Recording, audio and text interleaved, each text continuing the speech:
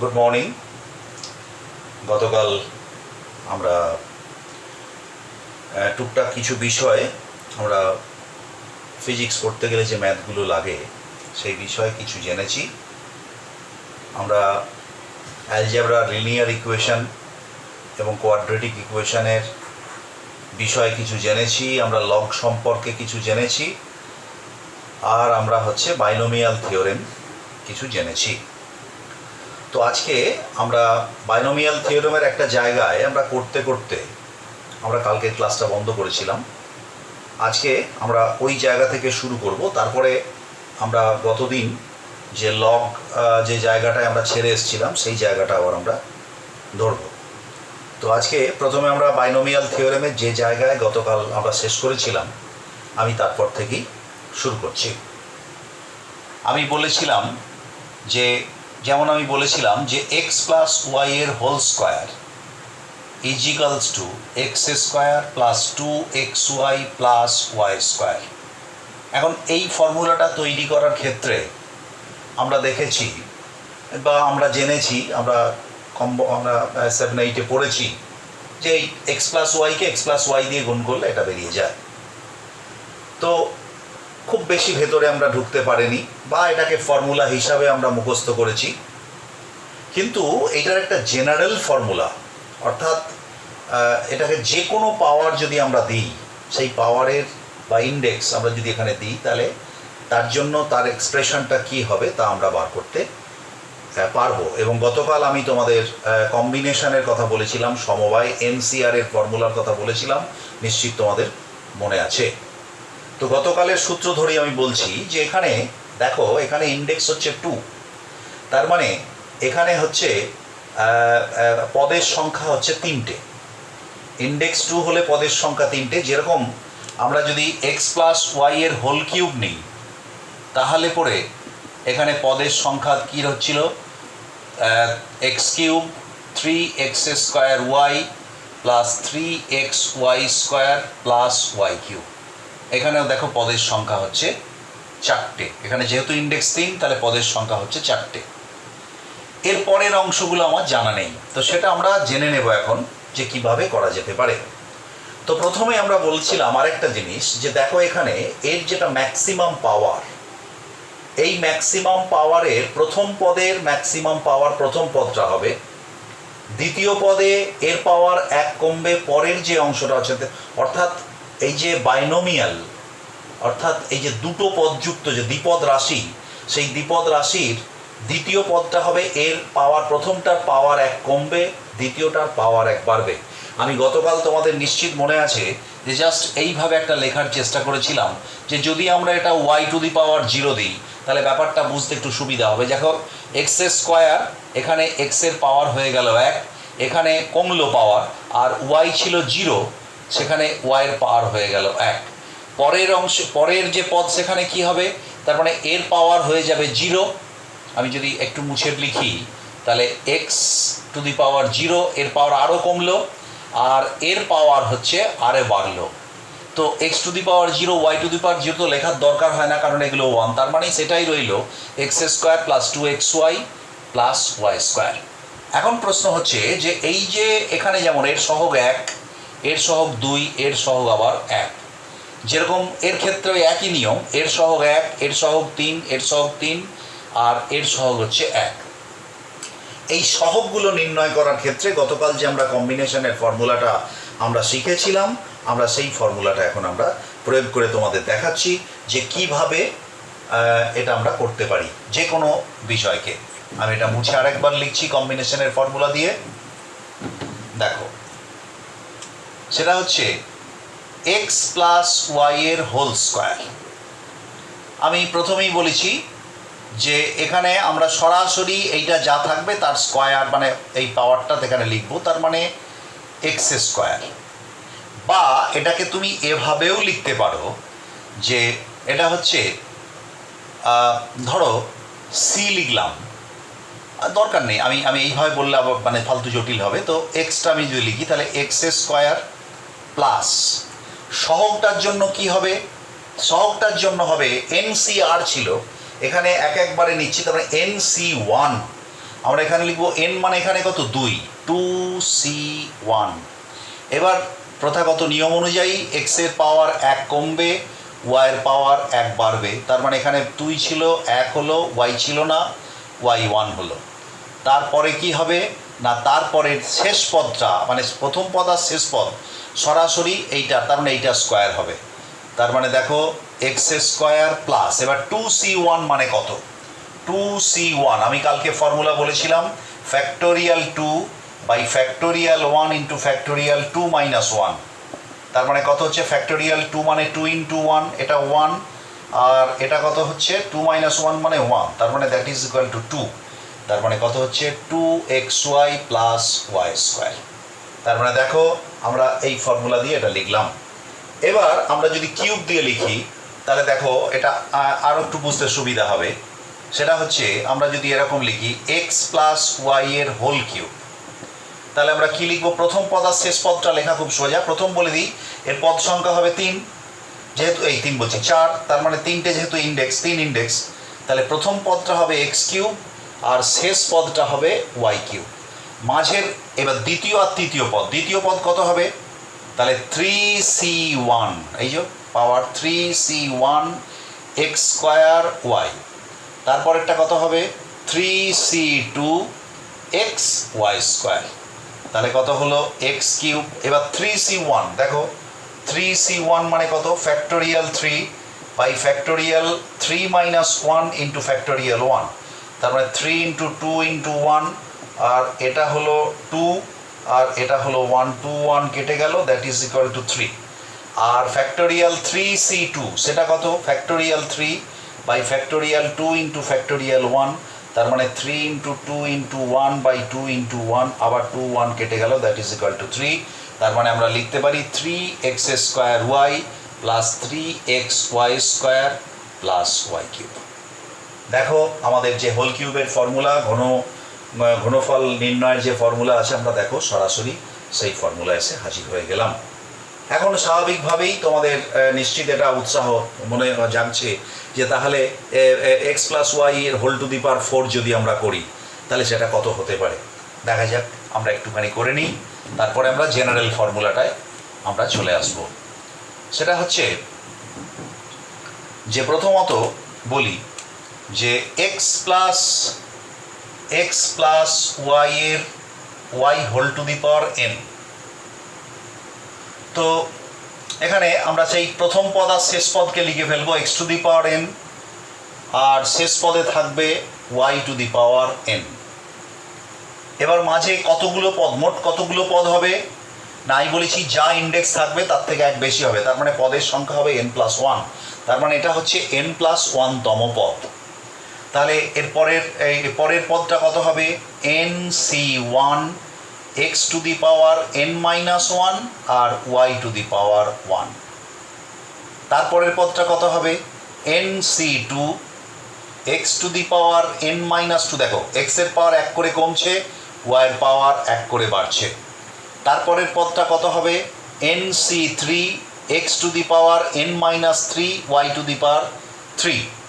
আর এই লাস্টের আগের পদটা কত হবে না, লাস্টের আগের পদটা এভাবে 1 2 3 করে যাচ্ছে, তার মানে সেটা n তম পদ হবে, আর এটা হচ্ছে n প্লাস 1 তম পদ। তার মানে লাস্টের আগের পদটা হবে ncn n তম পদ ncn, কারণ ncn মাইনাস 1, কারণ দেখো এটা প্রথম পদের এই দ্বিতীয় পদে 1 দিয়েছি, তাহলে তৃতীয় পদে 2, তাহলে n তম পদে হবে n মাইনাস 1। তার মানে n মাইনাস 1, আর এটা হয়ে যাবে x y to the power n minus 1, আর এর মাঝে আরও পদ থাকবে। তার মানে এইটা হচ্ছে জেনারেল ফর্মুলা। তুমি এখন যে কোনো এতে এটা করতে পারবে। তো আমি যেটা বলছিলাম যে তাহলে এক্স টু দি পাওয়ার এই x plus y whole to the power 4 যদি আমরা করি, দেখো একটুখানি দেখে নিই, পদের সংখ্যা হবে 5।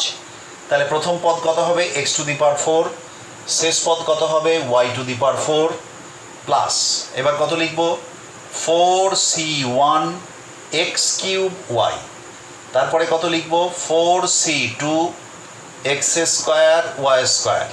তারপরে কত লিখব 4c3 3xy cube plus 4c4 কত হবে x to the sorry extra থাকবে না, তার মানে y টু দি পাওয়ার 4 কি হলো এটা, ও হো হো হো হো হো 3 আর 1 4, 2 আর 2 4, এটা স্কোয়ার 4, 2 আর 2 4 x, হ্যাঁ xy কিউব, আর পরেরটা হবে x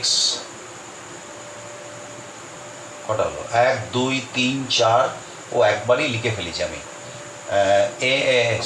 4c4 y to the পাওয়ার হচ্ছে কত জানো y টু দি পাওয়ার 4। তারপরে দেখো পদের সংখ্যা হচ্ছে 1টা 2টো 3টে 4টে 5টা। এবার তুমি মানগুলোকে নির্ণয় করে নিতে পারো। x to the power 4 plus 4c1 মানে কত, 4c1 মানে হচ্ছে factorial 4 by factorial 1 into factorial 4 minus 1, তার মানে 4 ইন্টু 3 ফ্যাক্টোরিয়াল 3, আমি যদি এরকম করে লিখি 1 ইন্টু ফ্যাক্টোরিয়াল 3 কেটে গেল, দ্যাট ইজ ইকুয়াল টু 4, তার মানে 4x কিউব y। এবার 4c2 কত হবে, factorial 4 by factorial 2 into factorial 2, তার মানে 4 into 3 into factorial 2 by 2 into factorial 2 কেটে গেল 2, তার মানে that is equal to 6 plus 6x square y square plus 4c3, আমি এটা মুছে দিচ্ছি, 4c3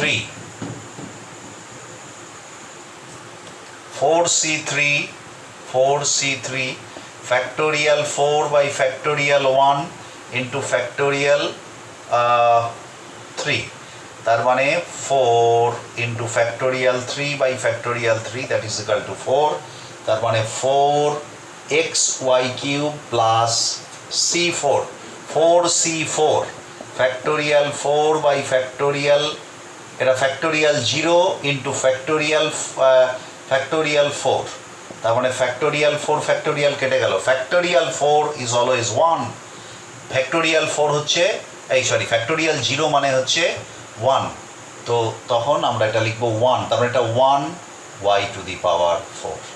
তার মানে দেখো লক্ষ্য করে x প্লাস y এর হোল টু দি পাওয়ার 4 যদি আমরা করি, তাহলে আমরা এক্সপানশন করলে এরকম 1 2 3 4 5 5টা পদ পেলাম। এবার x to the power 5, x to the power 7, x to the power 100, তুমি যা খুশি করতে পারো। তো এইটা আমাদের জানাটা এই কারণে দরকার, আমরা এটা যেমন আমরা কাজ করব, আবার সরাসরি আরও কিছু জিনিস এখান থেকে আমরা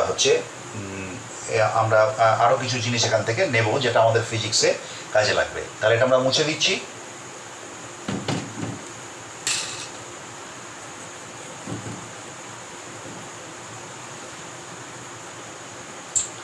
আচ্ছা, এইবার আমরা পরের অংশে যাচ্ছি। এখানে একটা জিনিস, এই যে আমরা ধরো এই যেটা লিখলাম x plus y whole to the power ধরো n, এখন এই যে ফর্মুলাটা, এই এক্সপানশনটা করছিলাম, এই এক্সপানশনটা কোন কোন ক্ষেত্রে ভ্যালিড?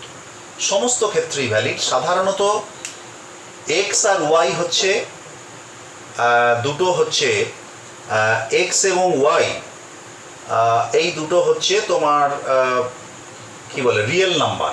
x এবং y হচ্ছে রিয়েল নাম্বার, আর nটা হচ্ছে যে কোনো number, maybe positive, maybe negative, maybe whole number, maybe fractional number. কিন্তু এই বিভিন্ন ক্ষেত্রে এর ফর্মুলাগুলো কিন্তু আলাদা হবে। অর্থাৎ এতক্ষণ যে ফর্মুলাটা আমরা লিখছিলাম, অর্থাৎ আমরা যদি x plus y whole to the power n বলছিলাম, তো সেখানে আমরা পদের সংখ্যা দেখাচ্ছিলাম n প্লাস 1। এটা কিন্তু তখনই ভ্যালিড যখন কিনা nটা হচ্ছে একটা পজিটিভ ইন্টিজার। অর্থাৎ ইন্টিজার, রিয়েল নাম্বার, এগুলো আমরা ব্যবহার করছি, আমরা পরে এটা জানবো। তো এখানে এটা যদি একটা হোল নাম্বার হয়, মানে 0 তো বাদ দাও, 0 তো হবে না, তার মানে 0 হলে হতে পারে, কিন্তু 1 2 3 4 এইসব নাম্বার হলে, এবং এটি যদি রিয়েল নাম্বার হয়, তাহলে ওই যে পদের সংখ্যা হচ্ছে n প্লাস 1, এটা কিন্তু হবে। কিন্তু যদি n এর ভ্যালুটা, এ দুটো রিয়েল নাম্বার ঠিক আছে, কিন্তু nটা যদি মাইনাস হয় অথবা ফ্র্যাকশন হয়, এন এর মানটা যদি মাইনাস হয় whole to the power minus something or a fraction, তাহলে সেক্ষেত্রে কিন্তু পদের সংখ্যা হবে অসংখ্য। অর্থাৎ এইটাকে যদি আমরা ভাঙি তাহলে একটা যে এক্সপানশন পাবো, এক্সপ্রেশন পাবো, সেই এক্সপ্রেশনের পদ সংখ্যা হচ্ছে অসংখ্য। অর্থাৎ এর শেষ পদ বলে কিছু নাই, এর শেষ পদ বলে কিছু নাই। তো এটা আমাদের একটু মাথায় নিতে হবে। তাহলে এই যে n+1তম পদের কথা বলছে এই আচ্ছা একটু ইংরেজিতে লিখছি, in this expression if n is a positive integer, then the number of term in this expression is n+1. But if n is negative or a fraction,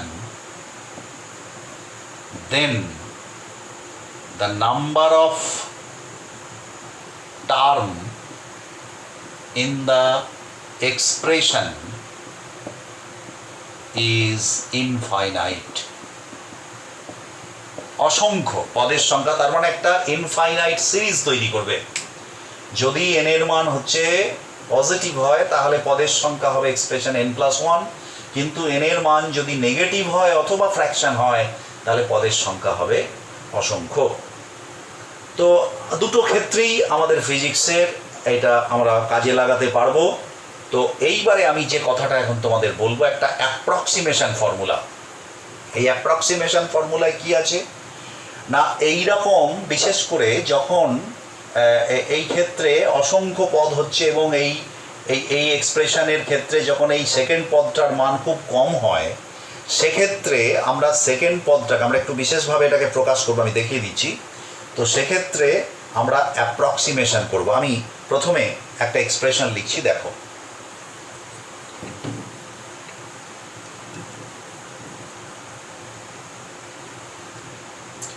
প্রথমত যদি আমরা এইরকম একটা এক্সপ্রেশন লিখি 1 + x whole to the power n, তাহলে কি হবে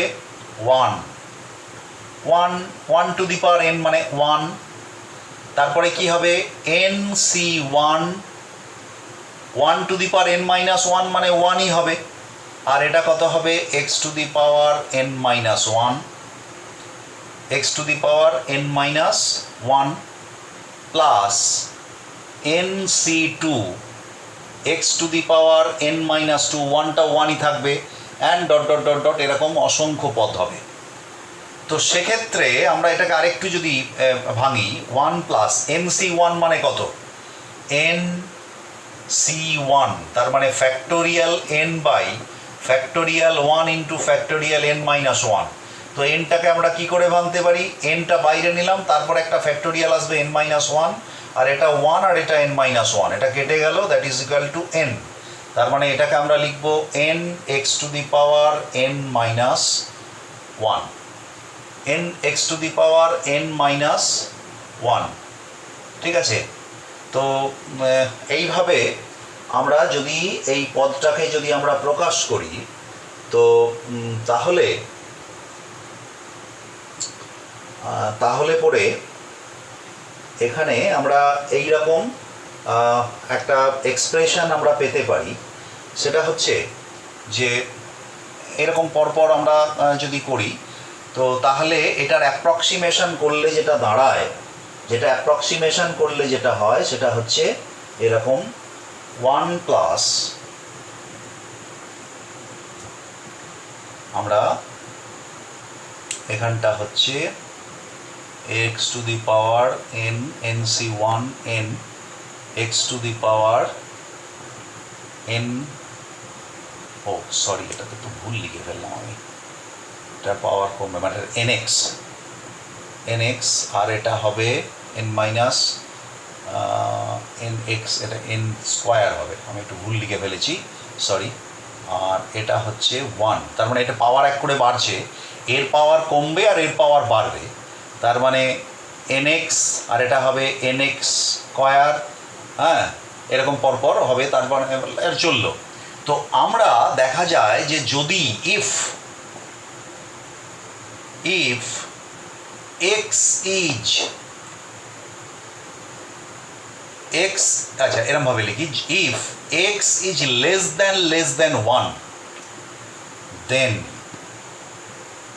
the two terms, first two terms are significant and the rest term is negligible. কারণটা হচ্ছে, তোমরা নিশ্চিত জানো, কারণটা হচ্ছে যে কোনো একটা ছোট সংখ্যা, কারণ এক্স এর মান হচ্ছে 1-এর থেকে কম, তার মানে একটা ফ্র্যাকশনাল নাম্বার 0.5, 0.6, তো এটা যদি হয় তাহলে সেক্ষেত্রে কি হয় না, পাওয়ার যত বাড়ে, যেমন ধরো 1-এর 2, 1-এর 2-এর তুমি যত পাওয়ার বাড়াবে তাহলে এটা 1-এর 4, আবার 1-এর 2-এর যদি তুমি হোল কিউব করো তাহলে হচ্ছে 1-এর 8, অর্থাৎ যতই পাওয়ারটা বাড়বে তত কি হবে না, এটা কমতে থাকবে। তার মানে শেষের দিকে যে টার্মগুলো আসবে, দুটো পদের পর যে টার্মগুলো আসবে সেগুলোকে আমরা নেগলেক্ট করতে পারি, আমরা অবজ্ঞা করতে পারি। তাই আমরা অ্যাপ্রক্সিমেশন ফর্মুলা হিসাবে আমরা এইটা হচ্ছে লিখতে পারি 1 plus x whole to the power n is equal to, approximately equal to 1 plus n x, কিংবা 1 minus n x, 1 minus x এর whole to the power n, এটা আমরা লিখতে পারি 1 মাইনাস এন এক্স, কিংবা 1 minus x whole to the power minus n is equals to 1 plus n x, অথবা 1 plus x whole to the power minus n is equals to 1 minus n x. এই যে চারটি আমি লিখলাম approximation formula, এটা কিন্তু very important, কারণ আমাদের ফিজিক্স পড়তে গেলে এরকম প্রচুর এরকম আসবে, আমরা এই ধরনের এক্সপ্রেশনে যদি আমরা প্রকাশ করে নিই তারপরে এরকম আমরা দুটো টার্মকে কেবল নেব, বাদ বাকি টার্মগুলোকে আমরা নেগলেক্ট করতে পারি। তো সুতরাং এটা একটা ভীষণ একটা প্র্যাকটিক্যাল ইস্যু, এবং এটা হচ্ছে ভীষণভাবে ইউজ আমরা ফিজিক্সের ক্ষেত্রে করব। তো এইটা তোমরা একটু লিখে নেবে।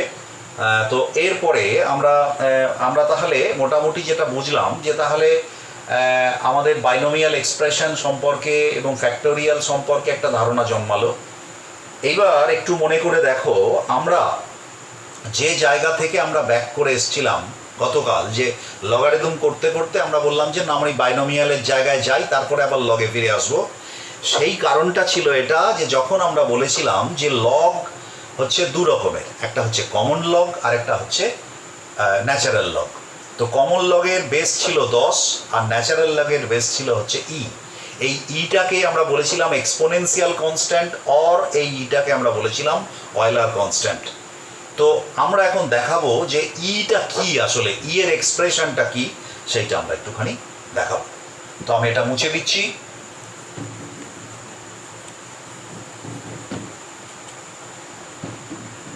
টাইমটা দেখব একটু। আচ্ছা, আমরা এক্সপ্রেশন অফ ই আমরা লিখতে পারি e is equals to summation 1 by factorial n. এটা হচ্ছে n is equals to 0 to n is equals to infinity. n is equals to 0 to n is equals to infinity. This is the expression, concise expression of E. এটাকে ভাঙলে কি হবে দেখো, এখানে এই যে চিহ্নটা এটা সিগমা, এটা হচ্ছে ক্যাপিটাল সিগমা। এই সিগমা বোঝাতে যোগফল বোঝায়, তার মানে 1 বাই ফ্যাক্টোরিয়াল এন এর যোগফল।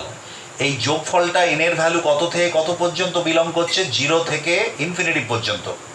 তো তার মানে এটাকে যদি আমরা এক্সপ্যান্ড করি তাহলে কি দাঁড়াবে, তার মানে প্রথম পদ যেটা দাঁড়াবে, প্রথম পদ হবে n সমান 0, তার মানে 1 বাই ফ্যাক্টোরিয়াল 0।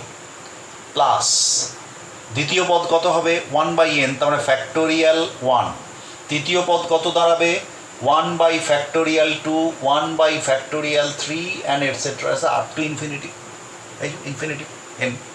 তাহলে এইরকম একটা এক্সপ্রেশন দাঁড়াবে। তার মানে কি দাঁড়ালো 1/1 মানে 1, ফ্যাক্টোরিয়াল 0 মানে আমি একটু আগেই বললাম যে ফ্যাক্টোরিয়াল 0 মানে 1, আবার ফ্যাক্টোরিয়াল 1 মানে 1 প্লাস 1/2 আমরা এটাকেও 2 লিখতে পারি, 1/3 মানে 6 লিখতে পারি অ্যান্ড সো অন।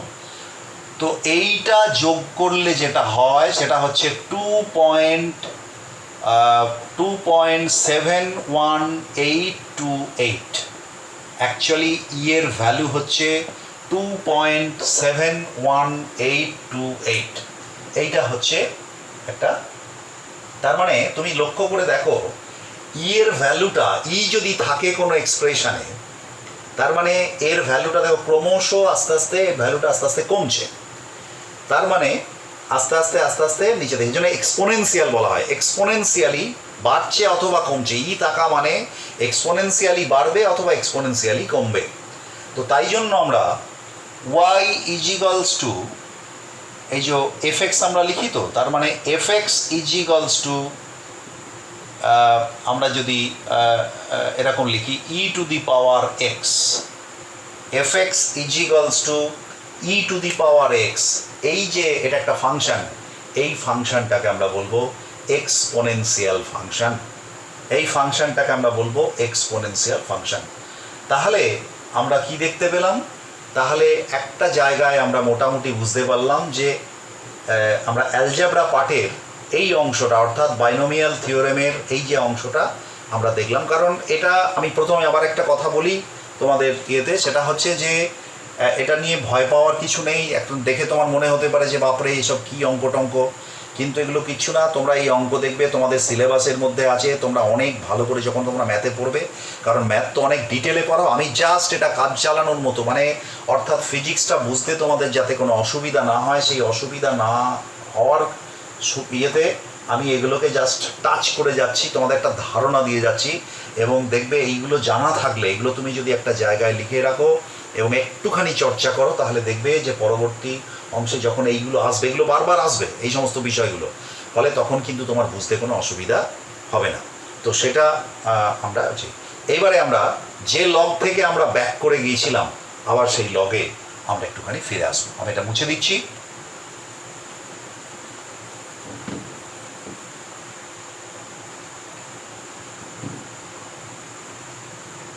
আচ্ছা, তাহলে আমরা লগের ক্ষেত্রে যেটা আমরা দেখেছিলাম যে এরকম দু রকমের লগারিদম হচ্ছে দুটো টাইপের। লগারিদম THM লগারিদম হচ্ছে দুটো। একটাকে আমরা বলেছিলাম কমন লগারিদম, এটা হচ্ছে বেস 10। আর আরেকটাকে আমরা বলেছিলাম ন্যাচারাল লগারিদম, যার বেস হচ্ছে ই। এখানে মনে রাখবে যে লগের যে সমস্ত ফর্মুলাগুলো তোমরা হয়তো মাধ্যমিকে লগ করেছো, লগের যে সমস্ত ফর্মুলাগুলো আছে, ন্যাচারাল লগারিদমের যা প্রপার্টি কমন লগারিদমের কিন্তু সেই প্রপার্টি হচ্ছে এদের রয়েছে। তো আমি কয়েকটা প্রপার্টি জাস্ট এখানে লিখছি, তোমরা জানো যদিও, তবু আমি এটা লিখছি। দেখো, প্রথম হচ্ছে আমরা প্রথম যে প্রপার্টিটা জানি, আমি প্রথম লগ m ইন্টু n যদি হয়, তাহলে তোমরা জানো log m plus log n। এখন এটা যদি ন্যাচারাল লগারিদমে হয় তাহলে ln দিয়ে লিখবো, ln m ইন্টু n। একইভাবে আমরা লিখতে পারি ln m plus ln n। Similarly log m by n, এটাকে আমরা লিখতে পারি log m minus log n। 3 নম্বরে এটা ন্যাচারাল লগারিদমের ক্ষেত্রে একই হবে। 3 নম্বরে আমরা যদি লিখি log a two the power n, এটাকে লেখা যায় n log a। ন্যাচারাল লগারিদমের ক্ষেত্রে একই নিয়ম প্রযোজ্য। আর 4 নম্বর হচ্ছে যে তোমার বেস চেঞ্জের এই ফর্মুলাটা ইম্পর্টেন্ট ফর্মুলা, বেস চেঞ্জের formula log m at the base a is equals to log, আমি এই বেসটাকে চেঞ্জ করে মনে করো b করলাম, লগটা এটা m ই থাকলো, প্লাস এখানে যেটা হবে সেটা হচ্ছে log b at the base a। অর্থাৎ একটা এ বেসের লগ এম এর লগ এ বেসের, তাকে যদি আমরা বি বেসের এম লগের বি বেস করতে চাই তাহলে তার সঙ্গে এই পদটা যুক্ত হবে log b at the base a। এটা হচ্ছে বেসের ফর্মুলা। আর একটা ফর্মুলা দেখবে তোমাদের কাজে লাগবে, সেটা হচ্ছে যে এই ন্যাচারাল লগারিদম আর এই যে 10 বেস লগারিদম, এই দুটো বা কমন লগারিদম, এই দুজনের মধ্যে রিলেশন কি? এই দুজনের মধ্যে রিলেশন হচ্ছে এই রকম। আমি একবারে রিলেশনটা লিখছি, এগুলো তোমরা ম্যাথে আরও ডিটেলে পড়বে, আমি জাস্ট রিলেশনটা লিখে দিচ্ছি। সেটা হচ্ছে log x,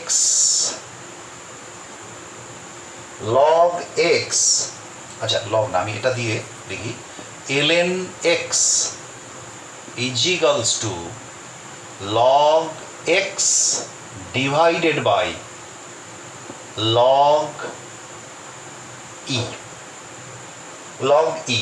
log x divided by log e।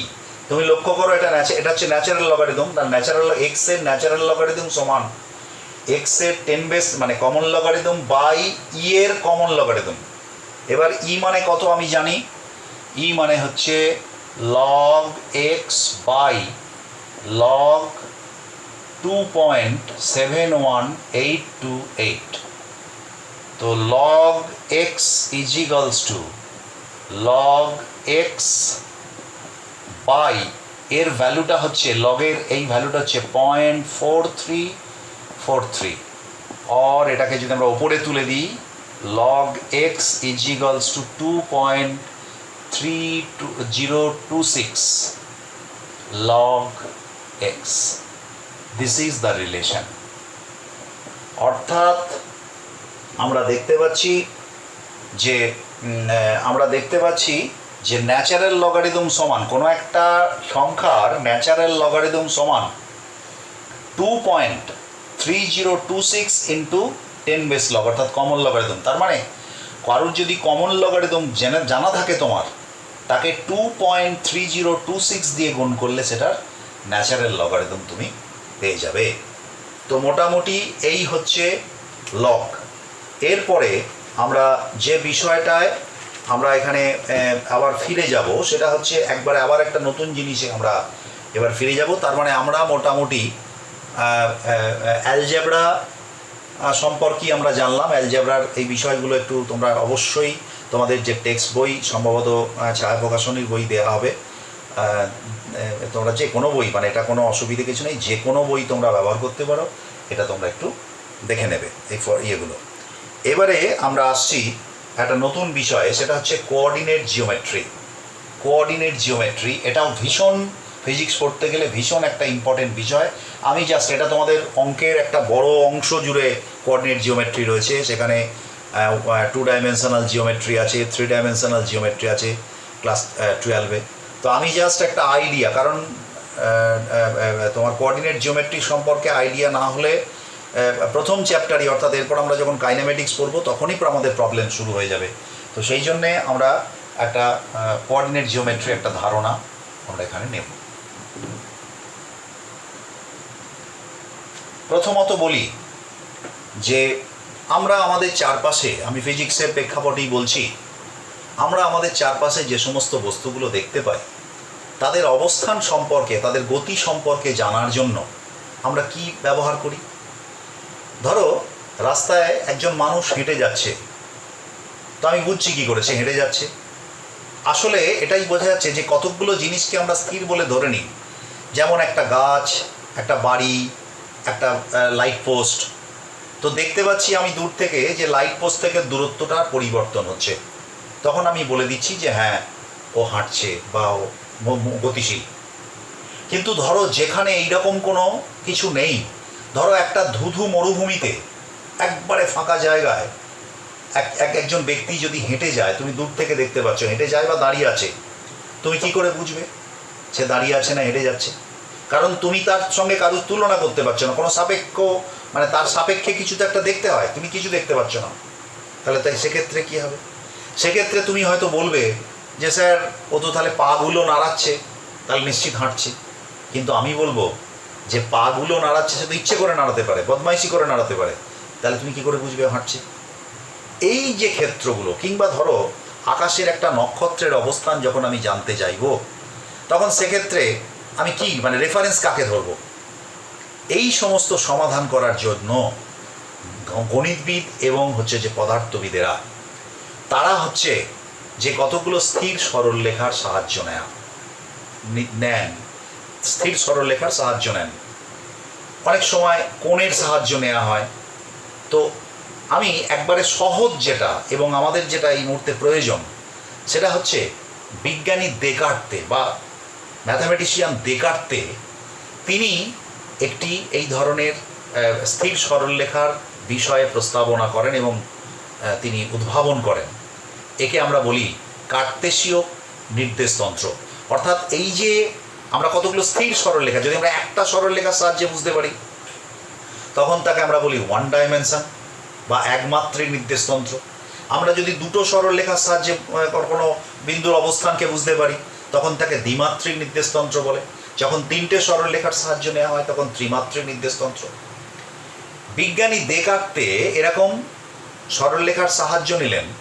সেই সরলরেখাগুলি একটা সরলরেখা তখন একমাত্রিক নির্দেশতন্ত্র, যখন দুটো সরলরেখাতে নিলেন তখন সেই সরলরেখা দুটোকে পরস্পরের সম করে নিলেন। আর যখন তিনটে সরলরেখা নিলেন তখনও পরস্পরের সম করে নিলেন। এইগুলোকে বলা হচ্ছে কার্তেশীয় একমাত্রিক, দ্বিমাত্রিক বা ত্রিমাত্রিক নির্দেশতন্ত্র। আমি এই মুহূর্তে দ্বিমাত্রিক নির্দেশতন্ত্রের ব্যাপারটাকেই গুরুত্ব দেব, কারণ একমাত্রিক নির্দেশতন্ত্র মানে শুধু একটাই সরলরেখার সাহায্য নেওয়া যেতে পারে। সেখানে সেই যে বিন্দুটার আমরা গতি বিবেচনা করব সেটা কেবলমাত্র সেই যে স্থির সরলরেখা তার থেকে যদি দূরত্বের পরিবর্তন হয় তাহলেই বুঝতে পারবো, অন্য যে কোনো দিকে বুঝতে পারবো না। তো আমাদের ক্ষেত্রে দ্বিমাত্রিক নির্দেশতন্ত্রটা আমরা যদি একটু ক্লিয়ার করি তাহলেই আমাদের কাছে অনেকগুলো বিষয় পরিষ্কার হবে। তো দ্বিমাত্রিক নির্দেশতন্ত্রের ক্ষেত্রে আমরা লিখছি টু ডাইমেনশনাল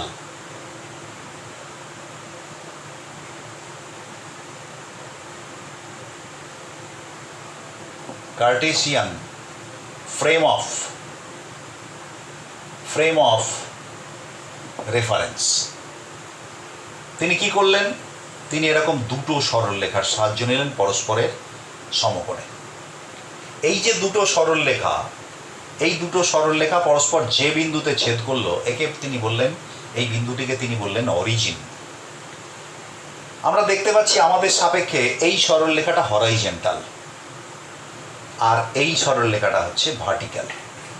তো আমরা দেখতে পাচ্ছি গোটা এই যে তোমার সারফেসটা, অর্থাৎ এখানে বোর্ডের সারফেসটা, এই বোর্ডের সারফেসটা এটা কত দূর বিস্তৃত? Up to infinitive. এদিকে ইনফিনিটিভ, এদিকে ইনফিনিটিভ, এদিকে ইনফিনিটিভ। তার মানে আমরা যদি এরকম একটা তল কল্পনা করি যে তলটাকে, গোটা ইনফিনিটিভ যে তলটাকে চারটে অংশে সমান ভাগে ভাগ করছে, এই এক একটা ভাগকে আমরা বলি কোয়াড্র্যান্ট। এক একটা কোয়াড্র্যান্ট, এটা হচ্ছে কোয়াড্র্যান্ট 1, এটা হচ্ছে কোয়াড্র্যান্ট 2, এটা হচ্ছে কোয়াড্র্যান্ট 3, এটা হচ্ছে কোয়াড্র্যান্ট 4। তাহলে first quadrant, second quadrant, third quadrant, fourth quadrant. আমার মনে হয় এগুলো তোমরা মাধ্যমিকে করেছো, তবু আমি একটু বলছি। আমরা মূলবিন্দুর অবস্থানকে বোঝানোর জন্য, যেহেতু এবার এখানে লক্ষ্য করো আমরা এই যে হরাইজেন্টাল অ্যাক্সিসটা নিয়েছি, এইটাকে আমরা সাধারণত এক্স প্রাইম ও এক্স এই নাম দিই, আর এটাকে দিই ওয়াই ও ওয়াই প্রাইম। সাধারণত প্রাইম যেদিকে, এখন এই মূলবিন্দুর তোমরা সংখ্যারেখার ধারণা তোমাদের আছে। সংখ্যারেখার ধারণাতে আমরা যদি মূলবিন্দুটাকে 0 ধরি, তাহলে সংখ্যারেখা থেকে আমরা ডান দিকে যদি যাই, মানে এক্স অক্ষের কথা যদি বলি, এটাকে বলা হয় হরাইজেন্টাল অ্যাক্সিস। তাহলে এই দিকে যদি যায় এখানে হচ্ছে এক্স পজিটিভ আর এদিকে হচ্ছে এক্স নেগেটিভ। তার মানে এটাকে জিরো ধরলে এদিকটা পজিটিভ এদিকটা নেগেটিভ, জাস্ট একটা সংখ্যা রেখার ধারণা। আবার সংখ্যা রেখাটাকে যদি আমি ভার্টিক্যাল অর্থাৎ উল্লম্বভাবে ভাবি, উল্লম্ব অক্ষের ভাবে, ওপর দিকটা হবে পজিটিভ, নিচের দিকটা হবে নেগেটিভ।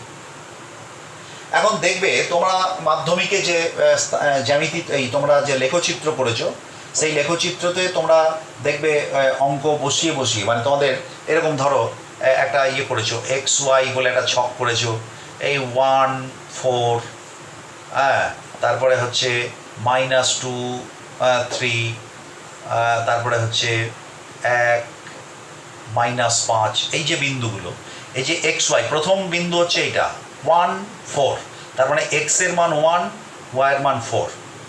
এইগুলোকে বলা হয় একটা স্থানাঙ্ক। কীরকম? আমি এটা একটা বিন্দু কিভাবে অবস্থান বোঝায় দেখো, এই 0 থেকে গুনতে শুরু করব। 1 এক্সের দিকে 1 ঘর গুনলাম, এটা 1, ওই যে তোমাদের ছক কাগজের ধরো 1 ঘর, আর এদিকে 4, তার মানে ওপর দিয়ে গুনবো 1 2 3 4, তার মানে এইখানে একটা বিন্দু পেলাম। এই বিন্দুটার ইয়ে কত? 1 4। আবার যদি মনে করো -2 3, তাহলে -2 আমার এক্স এর মান, প্রথমটা এক্স এর মান, তাহলে -2 মানে 1 2, আর হচ্ছে 3 মানে পজিটিভ ওয়াই এর মান, তাহলে এইদিকে গুনবো 1 2 1 2 3, তার মানে এই যে বিন্দুটা আমরা পেলাম, এই বিন্দুটাকে আমরা বললাম -2 3। আবার 1 -5 1, আর -5 মানে ওয়াইয়ের মান -5 মানে নিচের দিকে 1 2 3 4 5, এই যে ধরো 1 -5, এই যে বিন্দুগুলো আমরা বসাচ্ছি, এই বিন্দুগুলোকে বলা হচ্ছে স্থানাঙ্ক। অর্থাৎ এইটা দিয়ে এই বিন্দুর অবস্থানকে আমরা প্রকাশ করি। তো তার মানে আমরা দেখতে পাচ্ছি গোটা যে সারফেসটা, সেই সারফেসটাকে 4টে ভাগে ভাগ করা হচ্ছে। ফার্স্ট কোয়াড্র্যান্টের আমরা এক্স এর ভ্যালু যদি এইদিকে নিই আর ওয়াই এর ভ্যালু এইদিকে, তার মানে এটা ফার্স্ট কোয়াড্র্যান্ট, তার মানে বোথ আর পজিটিভ, অর্থাৎ এক্স এবং ওয়াই দুটো ভ্যালুই হবে পজিটিভ। এখানে কি হবে? এক্স এর ভ্যালুটা নেগেটিভ, ওয়াই এর ভ্যালুটা পজিটিভ, তার মানে নেগেটিভ কমা পজিটিভ। এখানে কি হবে? এক্স নেগেটিভ ওয়াই নেগেটিভ, তার মানে মাইনাস মাইনাস এ স্থানাঙ্ক। আর এখানে স্থানাঙ্কটা কি হবে? প্লাস মাইনাস, তার মানে প্লাস মাইনাস। তো এই হচ্ছে 4টে কোয়াড্র্যান্ট, তার স্থানাঙ্কের প্রকৃতি অর্থাৎ চিহ্ন কী হবে সেইগুলো আমরা দেখতে পাই। তো এখন প্রশ্ন হচ্ছে যে এটা তো তোমরা করেছো, প্র্যাকটিক্যালি তোমরা করেছো, এইবারে ধরো আমরা কিছু থিওরিটিক্যাল ধারণা আমরা দেখতে পারি। যেমন ধরো আমি একটা খুব ছোট্ট এক্সাম্পল দিয়ে তোমাদের যদি বলি, দুটো বিন্দু ধরো আমরা নিলাম, এই দুটো বিন্দুর মধ্যে দূরত্ব কত হতে পারে? ধরো এটা একটা কার্টেসীয় কোঅর্ডিনেট সিস্টেম, ফার্স্ট কোয়াড্র্যান্টে আমি ধরো দুটো বিন্দু নিলাম, এই একটা বিন্দু, এই একটা বিন্দু। ধরো এই বিন্দু স্থানাঙ্ক হচ্ছে x1 y1, আর এই বিন্দু স্থানাঙ্ক হচ্ছে x2 y2। তাহলে এই দুটো বিন্দুর মধ্যে দূরত্ব কত? দূরত্ব মানে কত? এতটা, এইটা দূরত্ব, এইটা ধরো দূরত্ব, এটা p, এটা q। তাই এই দূরত্বটা আমি কি করে বার করবো? দেখো খুব সোজা, আমি এই বিন্দুটাকে কিভাবে পেয়েছি? এখান থেকে x1 গুণিছি, এখান থেকে x2, তার মানে এটা হলো x1 আর এটা হলো y1। আর এই বিন্দুটাকে কি করে পেয়েছি? এই বিন্দুটাকে পেয়েছি এখান থেকে, এটা হচ্ছে x2 আর এখান থেকে এটা হচ্ছে y2। তাহলে এইটা আমায় বার করতে হবে। আমি যদি এখানে একটা হরিজন্টাল লাইন টানি, তাহলে কি হলো? এবার দেখো লক্ষ্য করে, এইখান থেকে এটা x1 আর এইখান থেকে এটা হচ্ছে x2, তাহলে এইখান থেকে এটা কত? x2 মাইনাস x1, আর এখান থেকে এটা y1, তাহলে এখান থেকে এটা কত? এটা y1, তাহলে এই গোটাটা y2, তাহলে এইখান থেকে এইটা কত? y2 মাইনাস y1, তাহলে এটা হলো y2 মাইনাস y1, আর এটা যদি x2 মাইনাস x1 হয় তাহলে এটাও তো x2 মাইনাস x1। তাহলে এটা দেখো একটা সমকোণী ত্রিভুজ, এই সমকোণী ত্রিভুজের পিকিউটা হচ্ছে অতিভুজ, তাহলে অতিভুজের ফর্মুলা আমরা জানি, পিথাগোরাসের ফর্মুলা। তাহলে দূরত্ব পিকিউ সমান আমরা কি লিখতে পারি? √ওভার অফ ভূমি স্কোয়ার প্লাস লম্ব স্কোয়ার, তার মানে x2 মাইনাস x1 এর whole square plus y2 minus y1 এর হোল স্কোয়ার। তারপরে দেখো দুটো বিন্দুর মধ্যে স্থানাঙ্ক, এই দুটো বিন্দুর মধ্যে যে দূরত্ব তার ফর্মুলা কিন্তু আমরা বার করতে পারলাম। সিমিলারলি যদি বলে এই মধ্যবিন্দুর স্থানাঙ্ক কত, সেখানেও তুমি বার করে নিতে পারো একইভাবে। অ্যাকচুয়ালি আমি আর সেটা করছি না, মানে এগুলো তোমরা ম্যাথে গিয়ে সবটাই করবে। মধ্যবিন্দু স্থানাঙ্ক কত হবে? x1 প্লাস x2/2, আর মধ্যবিন্দু স্থানাঙ্ক হবে y1 প্লাস y2/2। এটা হলো মধ্যবিন্দুর স্থানাঙ্ক, আর এটা হলো দূরত্ব। তো এইটার একটা সাধারণ একবারে গোড়ার কথা আমি বললাম, কিন্তু আমাদের উদ্দেশ্যটা এটা নয়। আমরা অ্যাকচুয়ালি সরলরেখার ধারণা আমরা এখান থেকে তৈরি করব। তোমরা দেখবে বিভিন্ন আমি প্রথমেই তোমাদের যেটা আলোচনা করেছিলাম, যেটা লিনিয়ার ইকুয়েশন, আমিও বলে দিয়েছিলাম তোমাদের যে লিনিয়ার ইকুয়েশন কেন না, এইগুলোর হচ্ছে যদি আমরা প্লট করি, আমরা লেখচিত্র অঙ্কন করি, তাহলে এগুলো হবে সরল রেখা।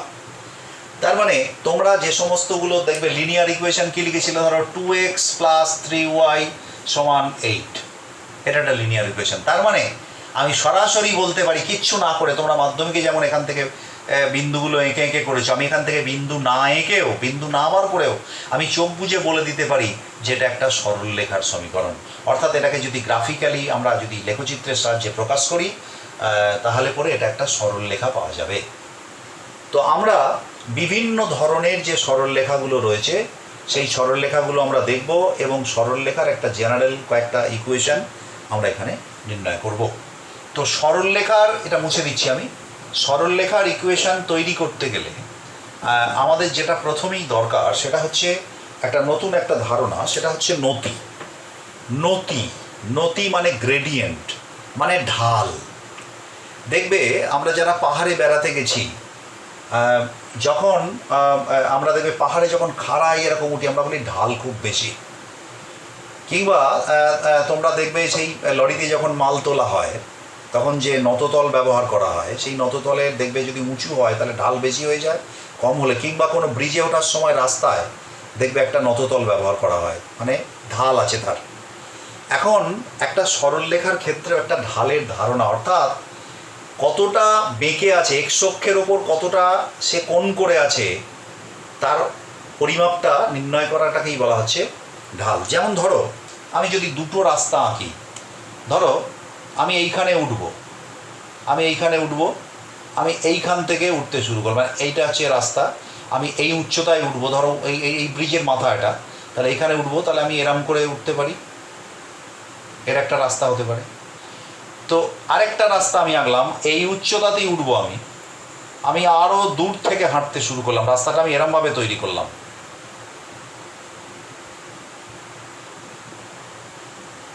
আমি বেঁকে গেল, এরমভাবে তৈরি করলাম।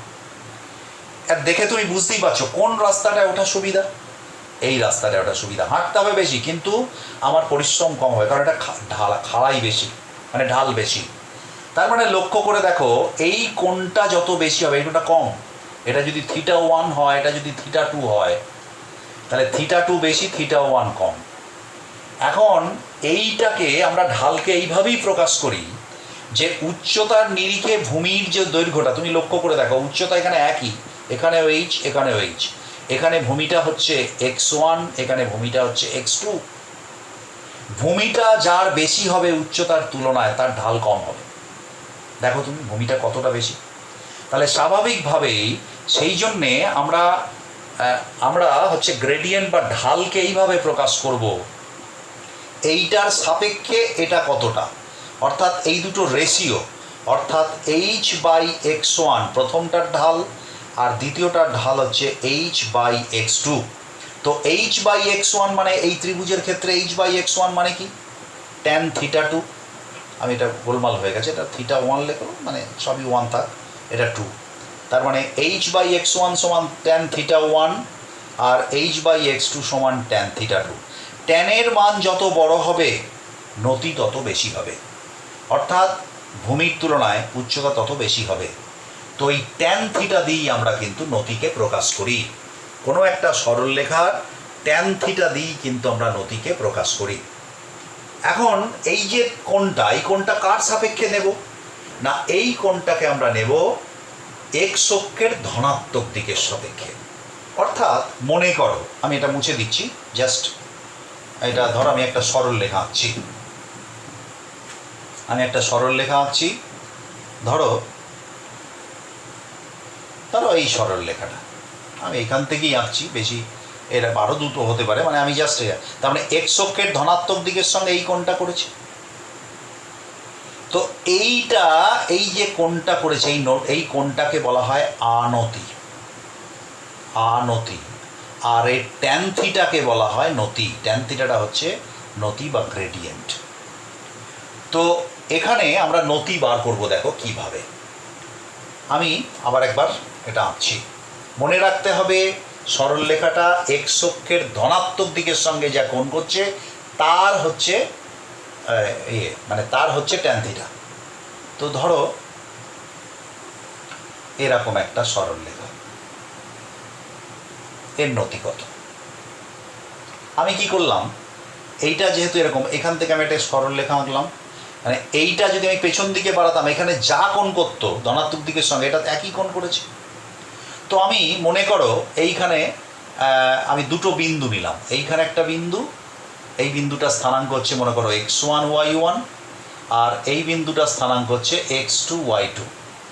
তো আমি নতি বার করছি, দেখো এইটা x1 y1 কেমন, এটা হচ্ছে x1 আর এইখান থেকে এই গোটাটা হচ্ছে y1, আর এখান থেকে x2 y2 মানে কি, এইখান থেকে এটা হচ্ছে x2 আর এইখান থেকে এটা হচ্ছে y2। তাহলে পরে এইখান থেকে এটা কত, এটা y1, এইটা y2, এটা y1, এটা y1, তাহলে এইখান থেকে এটা কত, এইখান থেকে এইটা, বা আমি একটা কাজ করি, আমি যদি এইখানে একটা আঁকি, এই যে এই কোণটাও যা এই কোণটাও তাই, বুঝতেই পারছো, কারণ এটা সমান্তরাল সরলরেখা, এটা ভেদক। তাহলে এই কোণটা যদি থিটা হয় তাহলে এটাও থিটা, তার মানে ট্যান থিটা এর বার করলেও যা হবে এখানে বার করলেও তাই হবে। তাহলে এই ট্যান থিটা যদি হয় তাহলে ট্যান থিটা মানে কি, তোমরা নিশ্চিত ত্রিকোণমিতিতে জানো, ট্যান থিটা মানে হচ্ছে লম্ব বাই ভূমি, লম্ব বাই ভূমি। এখানে তাহলে লম্ব কতটা, লম্ব হচ্ছে এইটা, এইখান থেকে এটা y1, সরি এখান থেকে এটা হচ্ছে y2, আর এইখান থেকে এটা হচ্ছে y1, এইখান থেকে এটা, তাহলে এইখান থেকে এটা কত y2 মাইনাস y1, আর এইখান থেকে এটা হচ্ছে x1, এই x2, আর এখান থেকে এটা x1, তাহলে এইখান থেকে এটা কত x2 মাইনাস x1, তার মানে এটাও হচ্ছে x2 মাইনাস x1। তার মানে ট্যান থিটা সমান আমাদের কি পেলাম, y2 minus y1 by x2 minus x1। এটা হচ্ছে নতি। এইবারে আমি একটা সরল লেখা, ধরো একটা আননোন, আমি একটা আননোন মানে নিলাম, বিন্দু নিলাম, ধরে নাও আননোন বিন্দুটা হচ্ছে এরকম। তো আমি আরেকটা কথা বলি এখানে প্রসঙ্গক্রমে, এখানে আমরা এই y2 মাইনাস 1 এটাকে আমরা ট্যান থিটা বা m বলি, আমরা এটাকে বলি m। এবার ধরো আমি এই সরলরেখাটাই আরেকটা বিন্দু নিলাম এইখানে এবং এইখানে, ধরো এই বিন্দুটাকে নিলাম আমি, কথায় বলছি, এই বিন্দুটাকে নিলাম আমি x1 y1, আর এই বিন্দুটাকে নিলাম xy, মানে এটা আননোন। তাহলে সিমিলারলি এখানেও আমরা ট্যান থিটা সমান কত লিখতে পারি, ট্যান থিটা সমান m সমান আমরা কি লিখতে পারি, y minus y1 by x minus x1। তাহলে এটাও ট্যান থিটা, এটাও ট্যান থিটা m। তাহলে পরে আমরা m সমান, তার মানে এটা আমরা যদি লিখি তার মানে mও লিখতে পারি, এটাও m এটাও m, একই কথা।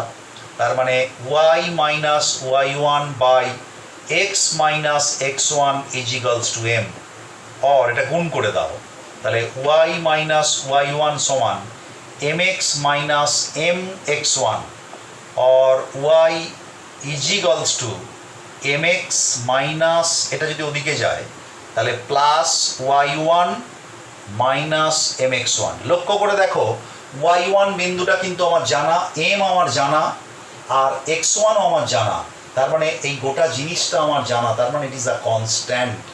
So we can write y is equals two mx plus c হচ্ছে কনস্ট্যান্ট। তার মানে এই ধরনের এই যে সরলরেখাটা, এই সরলরেখার সমীকরণ হচ্ছে y is equals two mx plus c। এই যে এক্সপ্রেশন, সরলরেখার এই যে একটা এক্সপ্রেশন, এটা হচ্ছে সব থেকে একটা পপুলার এক্সপ্রেশন। তো এই পপুলার এক্সপ্রেশনটা হচ্ছে y is equals two mx plus c। এখানে c কোনটা, এখানে তুমি যদি লক্ষ্য করো সি হচ্ছে অ্যাকচুয়ালি এই অংশটা, আমি যদি এমনিতেও বুঝতে পারবে যে সি হচ্ছে অ্যাকচুয়ালি এই অংশটা। তার কারণ তুমি লক্ষ্য করে দেখো এইখানটা যদি তুমি সি লেখো, অর্থাৎ ওয়াই অক্ষের যতটা অংশকে ছেদ করেছে সেটা যদি সি লেখো, তার মানে এইখান থেকে এটা কত, এইখান থেকে এটা ওয়াই, তার মানে এটা সি হলে এটাও সি, তার মানে এটা কত হবে ওয়াই মাইনাস সি। আর এটা কত না, এটা হচ্ছে এখান থেকে এটা হচ্ছে এক্স আর এটা হচ্ছে এক্স, মানে এক্স মাইনাস এক্স ওয়ান, হ্যাঁ এক্স মাইনাস এক্স ওয়ান, আর এটা হচ্ছে ওয়াই মাইনাস সি। তার মানে এর নতি সেই একইভাবে যদি লিখি ট্যান থিটা সমান হচ্ছে ওয়াই মাইনাস সি বাই হচ্ছে এক্স মাইনাস এক্স ওয়ান। তার মানে আমরা আবার যদি লিখি এম ইজিক্যালস টু আমরা লিখব y minus c by x minus x one. তুমি যদি আবার গুণ করে দেখো লেখো সেই একই জিনিস আসবে, অর্থাৎ একটা y ইজিক্যালস to m x plus একটা কনস্ট্যান্ট।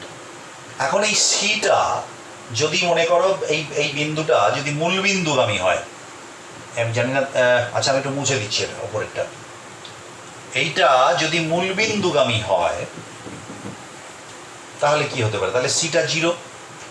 তার মানে তখন সরলরেখার সমীকরণ হবে এটা এরকম যদি হয়, তখন y ইজিক্যালস to m x plus c ছিল, এখানে এটা ছিল সি, তাহলে সিটা এখানে জিরো, তার মানে ওয়াই ইজিক্যালস টু এম এক্স। তার মানে ওয়াই ইজিক্যালস টু এম এক্স হচ্ছে মূল বিন্দুগামী একটি সরলরেখা, আর y ইজিক্যালস to m x plus c মানে হলো এটাও একটা সরলরেখা যেটা ওয়াই অক্ষকে যার ধনাত্মক দিকে হচ্ছে যে সি দূরত্বে সরলরেখাটা এটাকে ছেদ করেছে। তো আমি কতকগুলো সরলরেখার সমীকরণ এখানে লিখছি এবং তার পাশাপাশি আমি ছবিগুলোকে আঁকছি। দেখো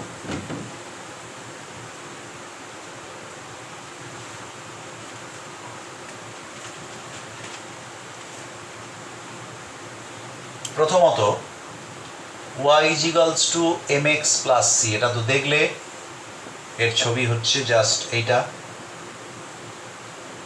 কিংবা আমি যদি এরকম লিখে এটা নাও লিখে জাস্ট দেখতে এরকম এরকম, এটা এক্স এটা ওয়াই। তবে এটা মনে রাখো যে এই যে হরাইজেন্টাল অ্যাক্সিস আমি আগের দিন বলেছিলাম যে যখন এটা এখানে কি হচ্ছে, এক্সটা হচ্ছে নন কোয়ান্টিটি আর ওয়াইটা হচ্ছে আননোন কোয়ান্টিটি। দেখবে তোমরা যখন ওই বিন্দুগুলো নির্ণয় করেছিলে তোমাদের, সেই বিন্দুগুলো নির্ণয় করার ক্ষেত্রে দেখবে এক্সের মানটা তুমি নিজে নিজে বোঝাচ্ছিলে আর ওয়াইয়ের একটা করে ভ্যালু পাচ্ছিলে। তার মানে এক্সটা নন আর ওয়াইটা হচ্ছে আননোন।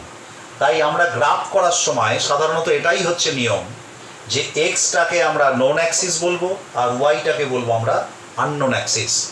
কারণ হচ্ছে এখানে y is a function of x, তার মানে ওয়াইয়ের মান এক্সের ওপরেতে হচ্ছে নির্ভর করে।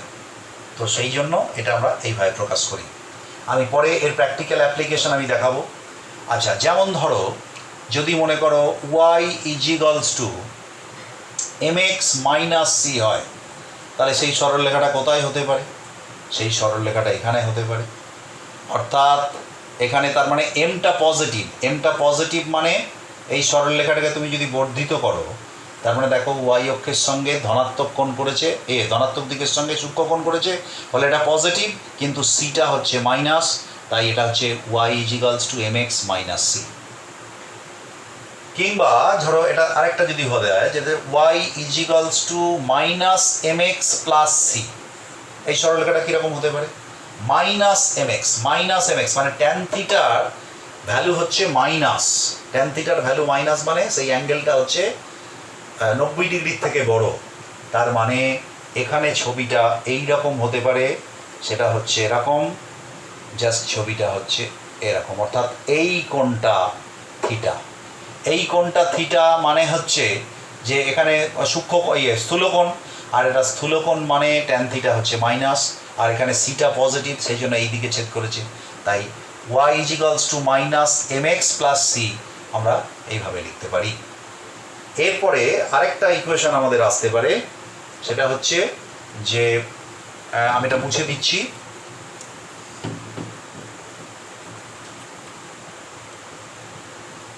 যেটা হচ্ছে এরকম একটা ইকুয়েশন আসতে পারে y ইজিক্যালস to minus m x minus c. Minus m x minus c মানে কোনখানে হবে?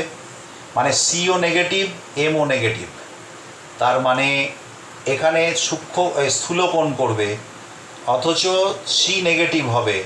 তার মানে হচ্ছে তোমার এখানে এটা হবে এই যে